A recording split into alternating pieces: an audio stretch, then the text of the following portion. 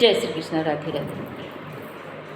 आज इस कार्तिक महीने के शुभ अवसर पर मैं माता तुलसी पे कथा लेके आई हूँ। और वो कथा ये है कि माता तुलसी पूर्व जन्म में कौन थी और इस जन्म में तुलसी कैसे कहलाई और हमारे आपके जीवन में तुलसी माँ आकर हम लोग का उद्धार अब कैसे करती हैं।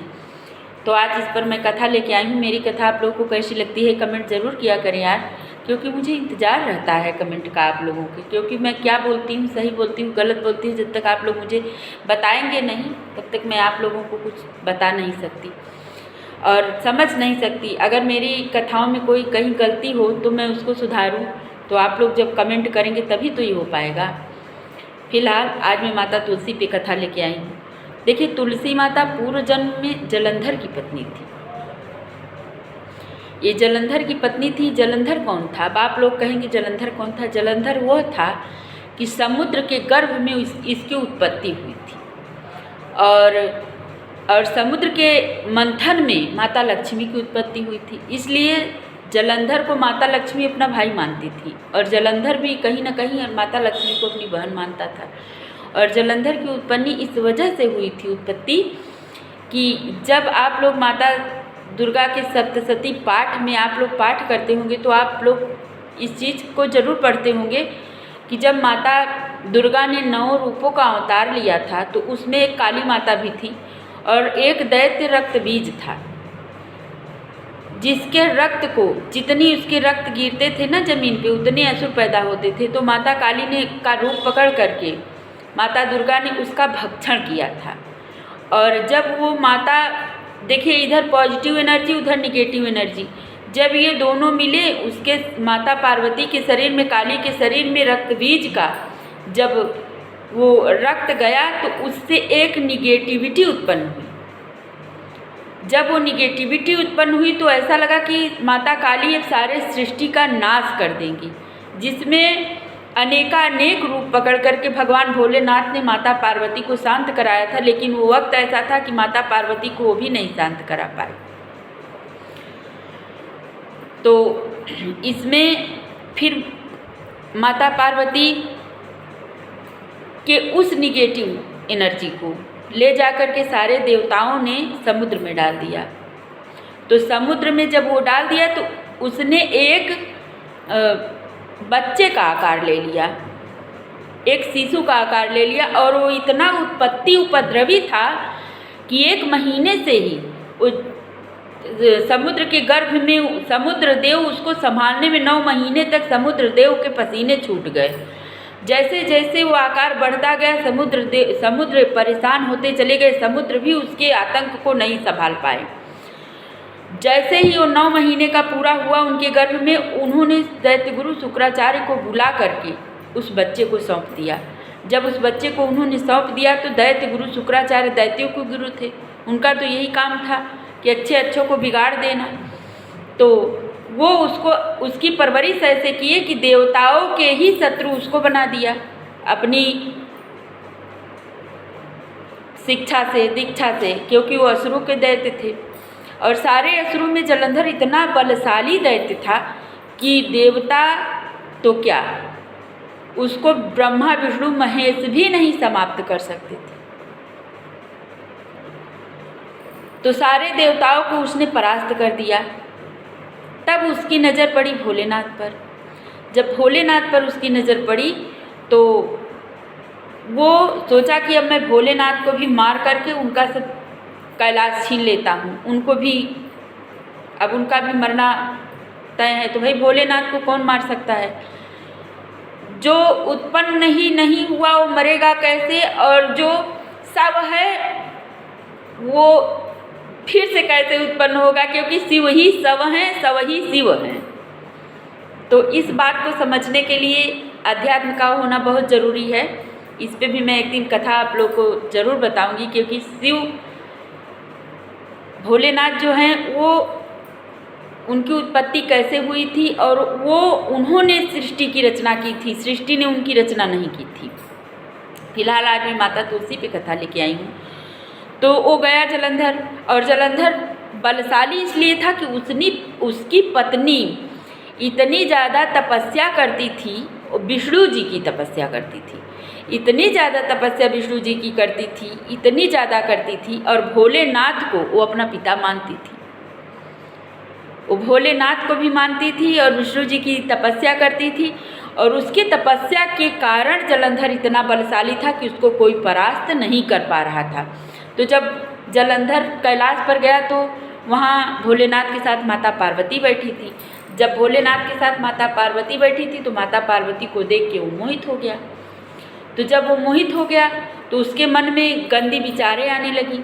देखिए, कहीं ना कहीं माता पार्वती उसकी माँ भी थी, और उसको यही श्राप था कि जिस दिन अपनी कुदृष्टि तुम अपनी माँ पे डालोगे ना, उस दिन तुम्हारा अंत हो जाएगा। तब वो विचार करने लगा कि ऐसा समय आए कि भोलेनाथ यहाँ न रहें और मैं इनकी पत्नी को अपनी पत्नी बना लूँ। तो वो भोलेनाथ से युद्ध करने लगा। भोलेनाथ भाई अंतर्यामी उससे युद्ध करने चले गए। उधर भोलेनाथ को युद्ध में उलझा दिया और इधर कैलाश पे आ गया। कैलाश पे आकर के उसने भोलेनाथ का रूप पकड़ लिया और माता पार्वती के साथ उसने कुछ ऐसी बातें करी जिससे माता पार्वती को तुरंत समझ आ गया कि भोलेनाथ तो है नहीं, क्योंकि भोलेनाथ ऐसी बात कभी करते नहीं हैं।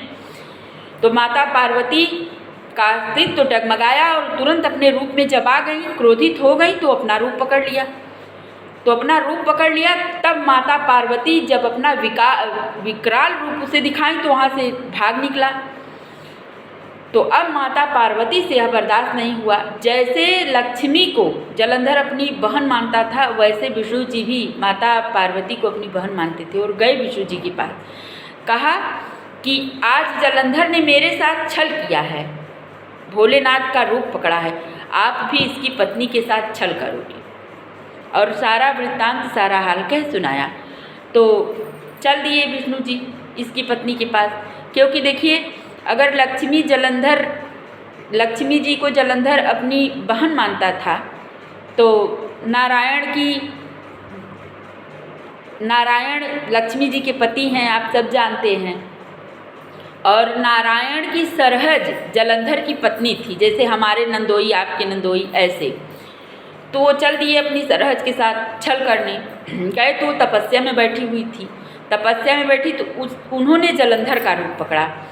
तो वो तपस्या कर रही थी और उसके साथ कहा कि नहीं, अभी मुझे तुम्हारे साथ होना है।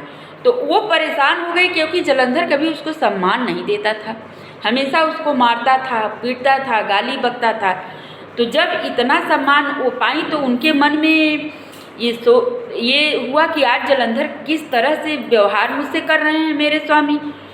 तो नारायण समझ गए कि अब ये कहीं मेरे असलियत को समझ ना जाए, इसलिए उन्होंने खेल रचा कि ऐसे माया में उसको मोहित कर दिया कि वो जलंधर, वही नारायण जो जलंधर का रूप पकड़े थे, उन्होंने कहा कि मैंने इतने दिनों से तुम्हारे साथ इतना दुर्व्यवहार किया, आज मैं उन सब चीज़ों के लिए तुमसे माफ़ी चाहता हूँ, चलो तुम मेरे साथ। जब भगवान विष्णु उसकी पत्नी के साथ छल कर दिए तो भाई विष्णु भगवान उसकी पत्नी के साथ उधर छल किए, उधर जलंधर का अंत हो गया।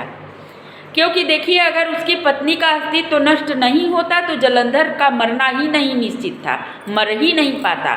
उसकी पत्नी का अस्तित्व तो नष्ट हुआ और जलंधर का मरना तय हुआ। तुरंत उसकी पत्नी समझ गई कि मेरे साथ छल हो गया है, ये तो नारायण है। तुरंत उठ के खड़ी हो गई, कहा आज आपने मेरे साथ छल किया है। और तुरंत नारायण भी अपने रूप में आ गए। तुरंत नारायण को श्राप दिया कि जाओ, आपने जिस प्रकार मेरे साथ छल किया है, आपकी पत्नी के साथ भी छल होगा। तभी रावण ने छल से माता सीता का अपहरण किया था, आप सब जानते हैं। क्योंकि किसी का श्राप कभी भी निरर्थक नहीं जाता, आप लोग समझ जाइए इस बात को। भाई अगर आप गलत हो या नहीं हो, अगर किसी ने श्राप दे दिया तो दे दिया, वो कहीं ना कहीं जरूर फलीभूत होगा। तो वो जब इतना कहा तो नारायण, भाई वो तो उनकी लीला थी। फिर वो रोने लगी कि अब मेरी मुक्ति कैसे होगी, आपने तो मेरे अस्तित्व का नष्ट कर दिया, आज तो मेरा सब समाप्त कर दिया।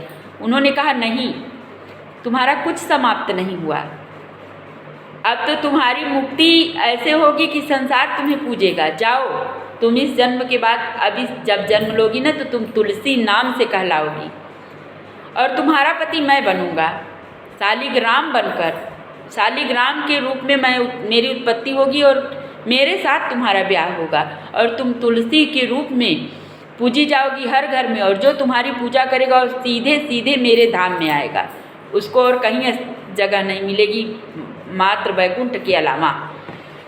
आज इस कथा को कहने का मात्र मेरा इतना ही तात्पर्य था कि आप लोग भाई, मुझे जितना अनुभव है तुलसी माता के बारे में और कथाओं के बारे में आप लोग तक मेरा पहुंचाना काम है। और तपस्या में कितनी बड़ी शक्ति है, अभी आप लोगों से मैंने ये कहा कि इतना पापाचारी और दुराचारी था जलंधर की अपनी पत्नी के तपस्या के कारण उसकी मुक्ति ही नहीं हो रही थी कि भाई उसको देवी देवता भी नहीं मार पा रहे थे, भगवान स्वयं भोलेनाथ भी उसका अंत नहीं कर पा रहे थे। तो जो भी तपस्या कर रहा है वो जिसको चाहे बचा ले, तपस्या में इतनी बड़ी शक्ति है। अगर आपकी तपस्या नष्ट हुई तो सब कुछ नष्ट हो गया, लेकिन उसका मरना उचित था, क्योंकि वो नहीं मरता तो ये सृष्टि बचती ही नहीं, क्योंकि ये जो ईश्वर चाहते हैं वही होता है, हमारे आपके चाहने से कुछ नहीं होता। फिलहाल जय श्री कृष्णा, जय श्री राम। मेरी वीडियो, मेरी कथाएं आप लोगों को कैसी लगती हैं कमेंट ज़रूर किया करें।